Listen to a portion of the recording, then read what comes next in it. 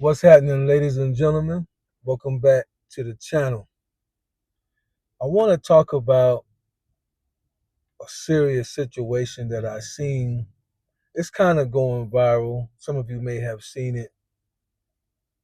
An event that took place in Jacksonville, Florida. It took place back in February, but the guy that was doing the recording, that was the victim, I guess you could say, in the situation, he just uploaded it about a week ago. But it was a traffic stop. He was pulled over because supposedly it was raining and he did not have his headlights on. So the authorities pulled him over and was asking him for his driver's license and registration, to which he did not want to give them. He actually had the door open. He closed the door. And I saw both the video that he uploaded from his camera and also the body cam from the authorities that was there. So when I'm telling it, I'm telling it from what I could see that was going on both sides. He has his door open. They're trying to talk to him. He closes the door. They go up to the door. They ask him for a license and registration. He mumbles something you can't hear. Finally, they tell him, if you don't open the door, we're going to break the window. They actually said it twice that I heard it. You can hear it right there on their body cam. If you don't open the door, we're going to break your window. He doesn't, he's whatever. They break the window. And then unfortunately, when they broke the window out of their frustration from, I guess, dealing with him throughout this whole process, Caucasian guys, looks like to me, one of them reached in and punched him or slapped him hard or whatever. I mean, you could hear, it was like, you could hear the meat hit. It was like a nice, it was a solid, but it was a slap or a punch. He got he got rung up in the jaw. And then they, took him out the car, slammed him on the ground or whatever, and went through the whole process. Before they, when they broke the window, he asked to speak to a supervisor and this, that, and the third, and so then he get hit in the face and get drugged out or whatever. So now that video and the situation is kind of going viral, and I wanted to talk about it, especially to my black men, especially to my younger black men who may not yet understand how life works. And I want to be very clear. I am a black man. I want to be very clear as to what I'm trying to say here. They say once somebody shows you who they are, believe them. We have many years of knowing that law enforcement, even if it's a small group, can become or are corrupt and can do things and even get away with it, all the way to the taking of a life. We have seen it for years. So my question then to the especially the young black men, why put yourself in a position to continue to let this video, let this viral moment, let it teach us? Why put ourselves in a position that our life can be taken away simply to try to prove a point that we don't even understand ourselves? In most states, I didn't look up Florida law. I do have connections to law enforcement in my personal life, so I understand for the most part the protocol and how it works. In most states, you can ask for their supervisor, but at a traffic stop, legally, you have to comply with giving them your driver's license and registration.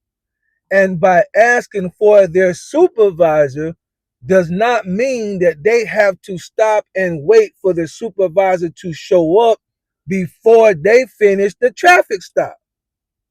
See, that's what we have to understand as black men. We don't have, they may abuse their authority, but we don't have the authority that we think we have when we want to say, I know my rights. What do y'all want this, that for? No. When they pull you over, because here's the key word that I want y'all to understand, my black men. Here's the key word that you should know by nature, that you should know from growing up in the hood, that you should know from just being alive in the world today with society the way it is. And the key word is survive. You want to be able to live another day. You don't want to be a martyr for a cause that you don't even understand, and in 3 months nobody's even going to remember who you are. You want to survive. So once we already know that law enforcement, especially once aggravated and agitated, how some of them may be, as we can see, those that have seen the video, and if you haven't, just put it in YouTube, Jacksonville, Florida, traffic stop gone bad or whatever, it'll come up. You want to be able to survive. You want to be able to live.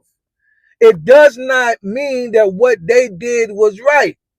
But when police officers ask you repeatedly, and they were calm in the beginning, give us the driver license and registration. Give us driver license and registration. You close the door. Windows is tinted. You locked up in there tight. They tell you twice, if you don't open the door, we're gonna bust the windows. You don't make no move. Well, then they're human. What do you think is happening while you're holding your place and your position? What do you think is happening to their? They can't see inside. They don't know what you're doing. What do you think is going on in their anxiety level? What do you think is going on in their mind? What aggravation do you think they're going through? When all you have to do is do what's legally your responsibility. Roll down the windows just enough to be able to answer their questions. And you don't even have to, like if they say where you going or where you coming from, you don't even, that's all optional. But you do have to be able to roll down the window and hand out the documents that they're asking for. You have to be able to do that. And here's my thing. You already got a camera rolling. Everything that they're doing, you already have proof of. You don't see lawyers arguing a case on the side of the road. That's not where you argue your case. You don't argue your case with traffic stop police officers. That's not, if they for some reason pulled you over wrong, because at that point you record, they ain't even did nothing yet. All you got to do is give the information. It's recorded. If it changed, it's gonna be on camera. But you don't argue a case from the side of the road on the curb. You get you a lawyer, you take your camera, you get the information, and then you sue, but you're alive to do so. You do not want to put yourself in a position where cops who could potentially be crooked, where you give them a reason, as if they need a reason, because if they already crooked, they're looking for a reason to blow your head off. The key word is survive. Comply to survive. Roll down your window. Hands on the steering wheel. Give them the information. You can ask them, why'd you pull me over? They're going to tell you. Why do you realize you don't have your headlights on? And if not, your camera's rolling. So you can always go back and say, they never told me nothing. They took my license. They put it in the shredder. You can see I handed them my license. I never got it back. They punched me in the face for no reason. I did everything they told me to do. If they violate that, your camera is rolling. But the key word is you must be willing and do everything in your power to survive. And don't let the fact that you turned on the camera fill you with pride where you try to take a stand that's not yours to take.